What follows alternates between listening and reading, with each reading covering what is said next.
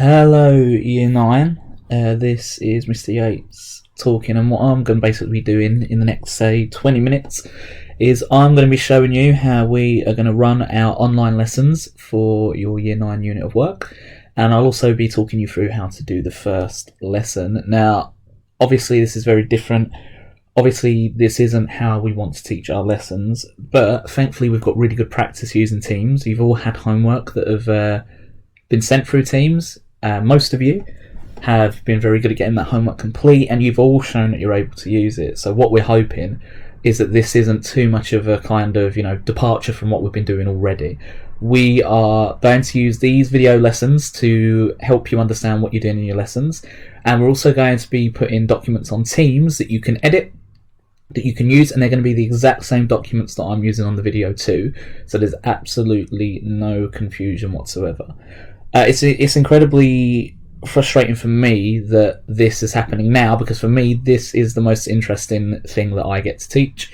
It's a part of your course that I enjoy the most, and so what we're going to do is I'm going to first show you what your booklet looks like. Now, I'm not sure that everyone will have their booklet at home with them, but like I said, doesn't matter too much because all of this will be uploaded onto Teams anyway, so you should be able to access it anyway. So from where you should have left off, you should have seen that the revolution has taken place in Russia. You should have seen all the different reasons that caused that revolution, and you should have seen that now the country is under the direct leadership of Vladimir Lenin. So now we don't teach all of this, but there are two revolutions that happen. First of all, revolution that takes down the Tsar in February, and obviously the Tsar has been quite an inept leader. We know that the Tsar hasn't really been doing the jobs that he should be doing. We also know that Russia's a very hard place to govern. But in October, that then becomes a second revolution, which is when Vladimir Lenin takes over. Now, Vladimir Lenin, unfortunately, for a lot of Russians and for a lot of people that had helped him get into power, he passes away. So basically he has a series of strokes towards the end of his life, and he ends up dying. And this is a big moment in Russia, because whoever takes the reins next, whoever becomes the next leader, needs to be the correct one for Russia. And we're going to look at, and of course, shouldn't be any surprise, that leader is Joseph Stalin. And we're going to look at exactly how he takes power and what he has that means it's him rather than somebody else that ends up being the person to take over from Vladimir Lenin. And once we do that, we'll start to look at Stalin's reign in Russia. Now, before we look at today's lesson, just a couple of things that I want to make you aware of. So, as we've done with our first part, when we looked at the Russian Revolution, we have a GCSE style question that we will all be answering at the end of this unit of work, and it's asking this. So it states, Joseph Stalin was a great leader of the Soviet Union. How far do you agree with this statement? Now, this is a big question in the GCSE paper. It is 16 marks plus 4 for spelling and grammar. Now, if you're unsure, if you're sitting there thinking, I do not know how to answer this question, don't worry. That will all start to come out in the next few lessons. But what you will see is that I've just given you a few tips about what you want to do to be successful in answering your question, but also how to actually achieve the highest levels of GCSE grades. Now, I'm not going to go through all of that now. That's something that you can look at in your own time, maybe once I've set up a task, or if you want to pause the video and look at it now, then that's fine too. But I've done that so that when we get to answering that question, you guys know exactly what you should be doing. You know exactly how to answer this. So, big question, and it's actually quite a controversial one. Was he a great leader of the Soviet Union? How far do you agree with that statement? Now, that means you'll show both sides of the argument, and that's where we come to this table next. Now, at the end of every lesson, usually we have a lesson summary. Now, that lesson summary is going to be replaced by this table here. And what we're going to do is we're going to find the evidence that says Stalin was a great leader, and we're also going to find the evidence that says Stalin was not a great leader. And by putting all of those things at the end of the lesson into each side, what you'll end up having is both sides of the argument for this question. So by the end of this unit of work, by the time that you're writing your assessment, if we've done this table as we should do at the end of every lesson, your answer will be really easy to complete, and it should be really straightforward to take your information from this table to answer this question here. But again, we don't need to worry about that too immediately just yet. What I want us to focus on is our lesson today. And again, you should be able to access this through Teams. I would really recommend getting this document up while I'm showing you on YouTube. So what you can do, and I'm going to see if this works for me now, is you can drag it to the side here, choose my second point, and if you do that with YouTube, you should be able to watch the video while completing your document here. Now obviously I don't need to do that, so I'm going to go back to this. We're asking, how does Stalin rise to power? So what is the process of it being Vladimir Lenin that ends up leading the nation, and how do we get to the decision making that leads to Joseph Stalin becoming the leader of Russia? And again, this is going to help us answer this question, because if he was the clear and obvious favourite, or if he had something that the other leaders didn't, then quite clearly we can say he was a great leader. But if he was actually put in that position because he was manipulative, he lied, he was oppressive, then we would start to see evidence of Stalin being a not so great leader. Now before we begin, so like I said, evaluating the reasons that Stalin was able to become the leader of the world's largest land empire. Now obviously that largest land empire, if I just get this up here, there we go, that largest land empire is Russia.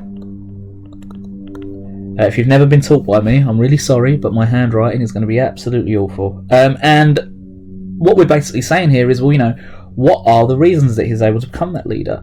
And by evaluating them, what we're actually doing is we are making a judgment. So what is the most important reason? Do the reasons relate to each other? Is one reason more significant than the other? Can we say that actually, without one reason, Stalin never does rise to power? Again, it's all part of being able to evaluate, to judge what is the most important, what is the least important, and how they all work together. Now, before we kind of get started, before we do anything else, I want to draw attention to what you are going to do here as your starter. So it's all very well and good saying that our big question is, was Stalin a great leader? But before we do that, we need to work out, well, what do we actually mean by that phrase, great leader? How do we define what that is? So what I'm going to do here is I'm going to give you, or I'm going to recommend that you pause this video for a few minutes and start to jot around this mind map. Think about what you consider to be something that makes a great leader. So I said here, a great leader improves citizens' quality of life. You need to make a decision, and you need to decide, well, what else would allow somebody to be known as a great leader. So I'd recommend pausing here. Once you've done, just press play again, and we should be able to crack on.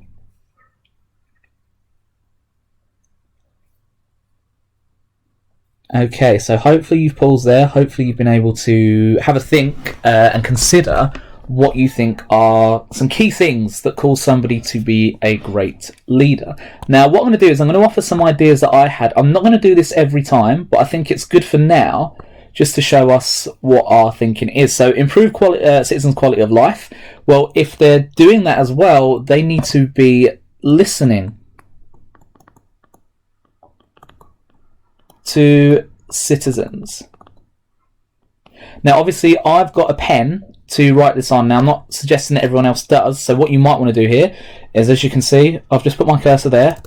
I'm going to put a few enters in there, so that what I can do is I can do some bullet points. So if you haven't got a pen for your laptop or computer, I would recommend doing it this way. So I'm going to say here, listening to citizens, I might say allowing freedom within their country. That might be something that makes somebody a great leader, if they allow people to be free. If somebody is a great leader, that means that people are listening to them. So I might say next that people are willing to listen to the leader.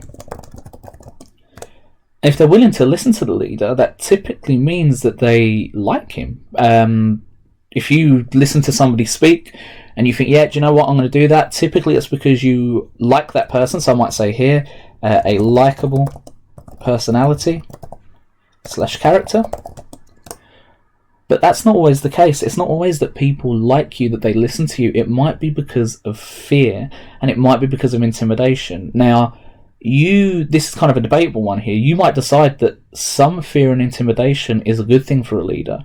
You might say that actually sometimes a leader needs to be quite scary because not everyone's going to listen to them. So what I'm going to say here is I'm going to give this idea of power. And I think this, for me, is a really, really important one, power. Can he intimidate opponents? Can he enforce his laws effectively? Power is a really key one, but it's very close to making somebody a great leader, but then making somebody a not so great leader. And we're going to come back to this one throughout the lesson. Another one that I want to come back to throughout the lesson, this is a really kind of interesting one, is this person a legitimate leader? If I get rid of that. And what that means is, and again, this is if we were in lesson, I'd be able to demonstrate this a lot easier. People really loved Vladimir Lenin, and especially the Bolsheviks, especially the communists, they really enjoyed his leadership. Now, somebody that is a legitimate leader would have to embrace Lenin's ideas / ideology. If this is somebody that is seen to be legitimate, they have to make sure that they are the natural next leader, so a predecessor. So I might also put here, is this the next natural leader? As in, is Stalin going to take forward the ideas of Lenin? Now, obviously there are loads more, and I'm sure that you've got plenty, but these two in particular are really key for me. So what we've said here is if somebody's a great leader, they have to improve the citizen quality of life. They have to listen to citizens, allow freedom of speech. People like the leader, but they also have to have a level of power. And they also need to be legitimate, because if they aren't legitimate, people are not going to trust who this leader is. Now again, if you've put your spaces down too far, like I have, just erase those.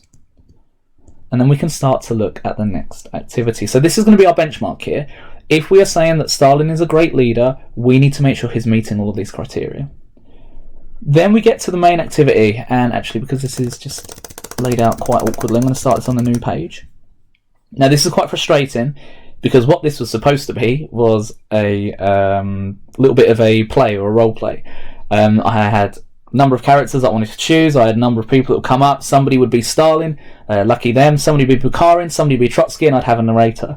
Now obviously we can't do that because we're not in a classroom, and it would be really difficult for me to try and do 3 different voices and read a whole script out, and I don't think that's necessarily the best way that you can learn, just by listening to me talk. So what I've done is I have actually given you the script, and I'm going to get that up now. This is what the script looks like. So it's not very long at all, barely even 2 pages. And what this script is designed to do, it's designed to give you an idea about the 3 men that look like they might take over. So I'm just going to read through this here. After the death of Vladimir Lenin, there was some debate in the Soviet Union about who should be the next leader of the country. The debate boiled down to 3 individuals. You had Stalin, Bukharin, and Trotsky. Now, instead of listening, you are obviously going to read the story of each of these men, and you are going to decide who you think should reign. Now again, I've already said here, remember our earlier discussions about power and legitimacy. If one of these men has significantly more power than the other, it's arguable that that person is more likely to rule the country. If, say for instance, one of these men are absolutely hated by Vladimir Lenin, it's less likely that they should actually take the reins, it's less likely that they should become powerful. Now, what I'm going to suggest that you do here is I'm going to suggest that, again, the same way that I've done it, put one window here and have your script alongside. Because what you can then do is you can have a look at all of these individuals, and you could put in each of these boxes what they do that you think is positive, and what you think they do that actually helps them to become leader, and also what you think actually stops them from being the leader. And again, you're just going to jot down all of the notes that you think are relevant to this debate. Who should be leader of the Soviet Union? Should it be Bukharin, Stalin, or Trotsky, and why? So what I'm going to do is I'm going to show you how I do the first couple. And again, it's really annoying that this is the first lesson, because this is probably the most complicated thing we have to do, because it's all about a script. But once we get past this, hopefully it should be quite straightforward. So, we've got the narrator, citizens of our great Soviet Union. Following the death of our great leader Lenin, we are in a position where we must choose his successor. The three candidates for the role of leadership were all involved in Lenin's revolution, but at this moment possessed different roles. So what we can say for all three of these men, I'm not going to type this in, but we could say straight away, well, they were all involved in the revolution. That's something that's important. And then we start with Bukharin. Hello all, and this is where I, of course, would choose a student. They'd have a great Russian accent, I imagine, to do this. I don't, so I'm just going to read it in my normal accent. My name is Bukharin. I'm a full-time member of the Politburo. This means that I am one of the very few in charge of creating policies in the Soviet Union. So the Politburo is almost like the policymakers of Russia, almost like Parliament and how they operate, but slightly different because it's a different system. So straight away, I can see in that first sentence, that's quite important. To me, that shows quite a bit of power. So I'm going to go into Bukharin, and I'm going to say here, well, if he is a member of the Politburo, so I'm going to say full-time member of the Politburo, that's obviously significant because it means that he creates policies in Russia. Or, sorry, let's be specific, in the USSR. So that, for me, is something quite positive. So what I'm going to do here is I'm going to highlight that. I'm going to click on this symbol here, which means to highlight, and I'm going to highlight it green, because that, for me, is something quite positive. Let's keep reading. I was very close with Lenin before his death, so much so that I was known as Golden Boy. It is only natural that I should have a leading role. Well, like we've said, legitimacy is really key here. So, yeah, I'd say that's important. Bukharin was known as Lenin's Golden Boy. Again, if this is a legitimate leader and people really like Lenin, they're going to listen to who Lenin is quite a fan of as well. So again, yes, this is positive. As you go down, again, you probably will have to open these boxes up a bit more, but just by pressing enter, it should be really straightforward. Now, I'm not going to go through all of this, but what I am going to do is I'm just going to explain that I also want to see some negatives in there. So for instance, with Bukharin, if I go down to, where are we? If I go to here, so Bukharin decides that a letter, and I'm not going to explain what that letter is, I want you to read it for yourself, but he decides to throw it away. Now, this letter could have helped Bukharin become the leader of the country. Because he's thrown it away, he no longer has that power. So I might just say here, Bukharin recommended Lenin's testament should be thrown away. And because I think that's something negative, and I think that's something that doesn't help Bukharin, I'm going to click on that again, and I'm going to put it in red to show that it's not something that I think is effective. Now, like I've said, we've only focused on Bukharin, but each of these individuals will talk you through where they have their power, where they look like they could be leader, and where they have their limitations, where you think they are not going to be leader. So this is all about, again, power and legitimacy. Who seems the most legitimate leader? Who seems like the most powerful leader? I'm not going to go through all of this with you. I'm going to ask you to pause here and spend maybe 5 or 10 minutes, in fact, probably closer to 10, going through that and filling out this table. So I recommend pausing here, and we'll come back in a few minutes.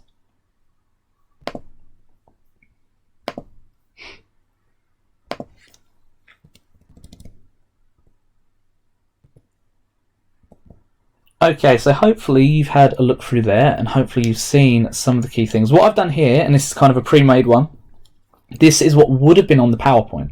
So I've kind of just said here, all my positives for Bukharin, all my negatives, all my positives for Stalin, my negatives, my positives for Trotsky, and my negatives. Now, obviously we know that Stalin ends up being the leader at the end of all of this. So quite clearly these things must have been quite important. But we need to decide now what the most important points are, because remember, this was all about,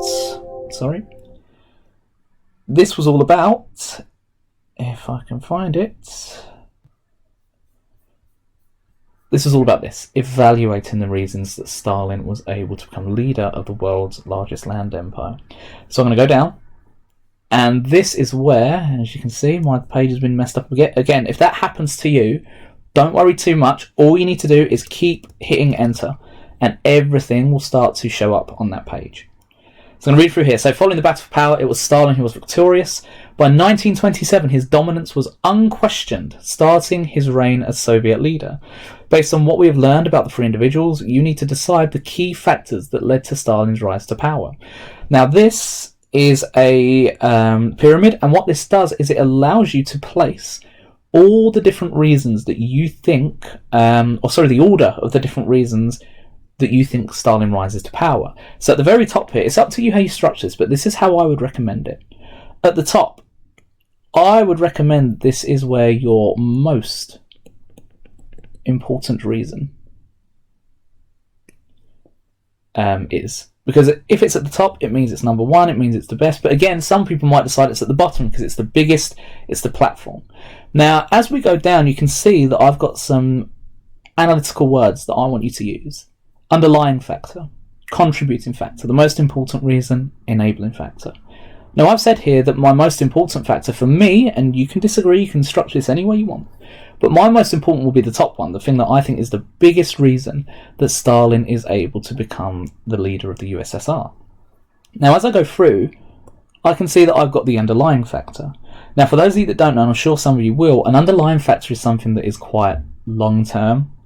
It's kind of under the surface, and sometimes it can act as a foundation for other factors. So, for instance, if a student was to storm out of my classroom, the underlying factor for that isn't going to be that I told them off, because that's something that's happened quite quickly and quite recently.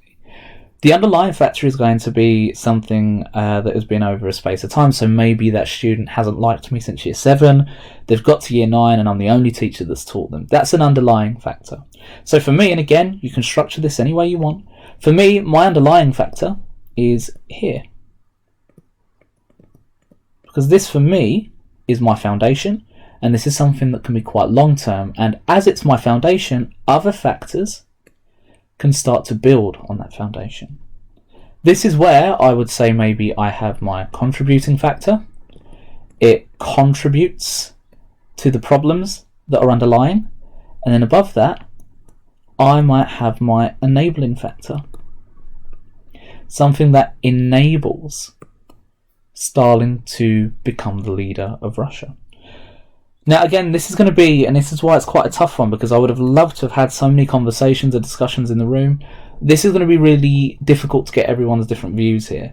And it'll be really hard for me to give you a correct answer, because this is all about your historical opinion. So what I would recommend doing is I'd recommend using the table that I showed you on the PowerPoint to make sure that you've got everything you need in your table and your document that I've sent out. And then because we know that Stalin is the leader after this, we need to decide, well, what are the key reasons that this takes place? So for instance, if I'm looking for my underlying factor, something that I think is kind of under the surface, something that I think has been there for a long time, I might look to that first point here. Because let's have a look. Lenin names Stalin General Secretary of the Communist Party in 1922.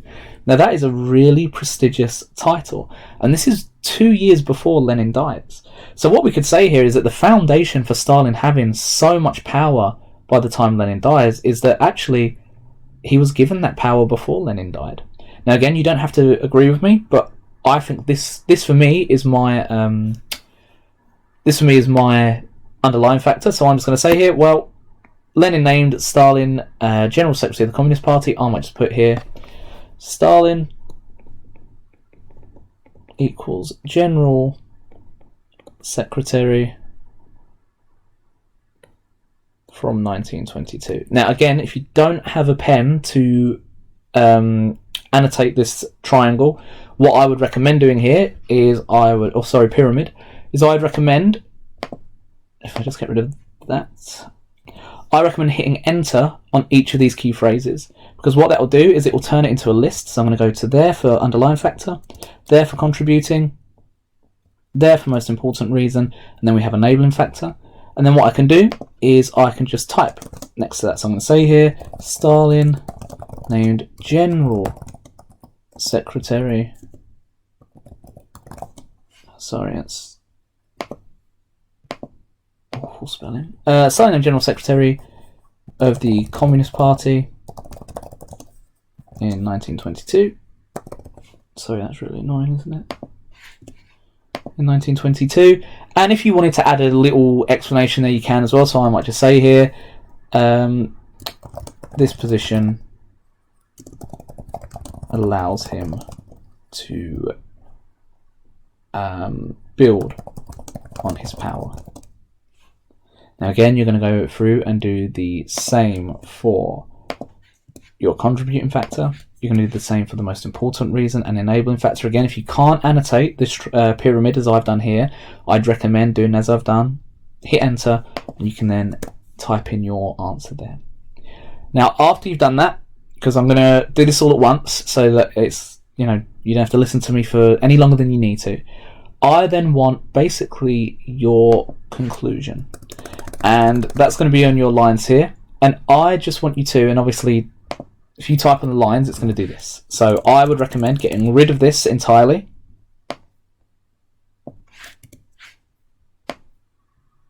And I want you underneath here to just explain how Stalin becomes the leader of the USSR. So again, I want this to be quite substantial. This is going to be your biggest piece of writing of the lesson.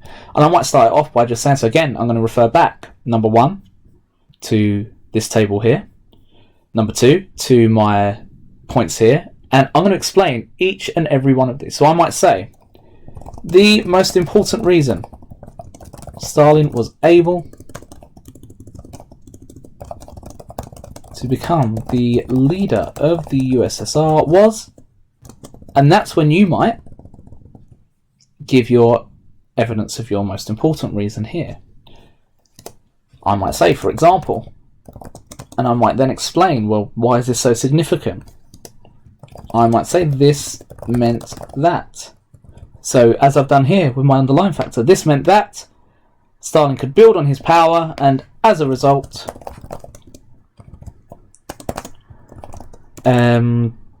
would be able to make key decisions, etc., etc. And I'm not going to type all of this out for you, but this is going to be the real point now where I start to see those people that want to push themselves with their learning. I've only spoken about the most important reason. I might then say here, and this is a really interesting link where you can start to build in some other points here. I might then say, however, it is arguable, and this is almost like an extension now, it is arguable that without the underlying factor, Stalin would not be able to, and then I'd follow the same system. I'd answer that question. What's really key here, and if we're evaluating, we need to do this, is that we're always relating this to one another, and we're deciding, yes, okay, something is the most important, but what is its relationship with other factors, and how does that help in deciding how much weight we give it in the reasons for Stalin becoming the most powerful leader. You might talk about so many different things. You might talk about the fact that Trotsky is exiled to Kazakhstan. You might talk about Lenin's testament being thrown in the bin. You might talk about the fact that Trotsky doesn't get the letter or doesn't get the memo about Lenin's funeral, and because of that he can't attend. You might talk about the national opposition. All of these things can be considered in that answer. Okay, I want you to pause here. I want you to spend a good 15 minutes looking at this, answering those questions, and then we're going to do 5 more minutes, and then we're going to feedback what we do next. Okay, so pause here, and then we'll feedback in a moment. Okay, final thing that we need to do. You've now got a good understanding about how Stalin rises to power. We know the reasons. You've made some judgments about what the reasons are, and we now know that Stalin is the person we are going to be looking at. But if we remember the first activity, we started to ask ourselves what makes a great leader, because that is our overall question. Now this is where we're going to start to get points into our table. So again, we don't have a lesson summary for this unit of work. We almost have like a table, a summary table that we're going to complete as we go along. So what I'm going to do is I've got to think about, well, what happens and how can we say whether or not this shows that Stalin is a great leader? Well, first of all, we've said that for a great leader, they need to have power. Well, I might say here the fact that Stalin becomes the supreme leader, and the fact that he does it and he's general secretary before, That shows he's a powerful leader. He's got power, but also Lenin chose him. So I might just say here, date of event 1922. Stalin was named General Secretary of the Communist Party.